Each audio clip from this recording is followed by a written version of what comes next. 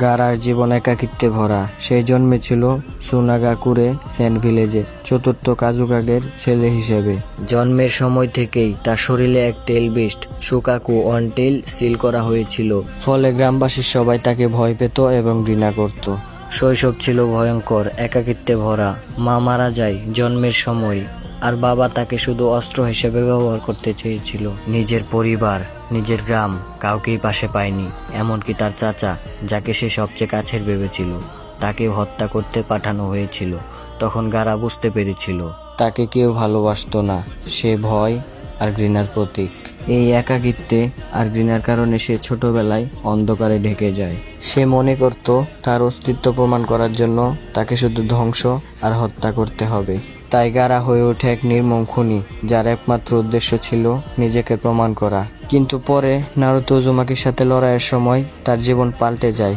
Naruto ছিল তার মতো একাকী আর ঘৃণিত, কিন্তু নারুতো ঘৃণাকে ভালোবাসায় বদলে দিয়েছে। এই কথাগুলো গারার হৃদয়ে দাগ কেটে দেয়। তখন সে বুঝতে পারে হত্যা নয়, ভালোবাসা আর বন্ধুত্বই আসল শক্তি।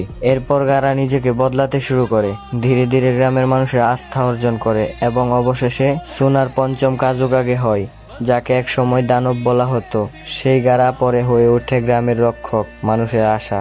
গারার জীবন কাহিনী আমাদের শিখায় একাকিত্ব যতই গভীর হোক, পরিবর্তন সম্ভব। ঘৃণা কাউকে ধ্বংস করে, কিন্তু ভালোবাসা মানুষকে বাঁচায়। যারা কষ্টে বড় হয় তারাই মানুষকে ভালোবাসা দিতে পারে।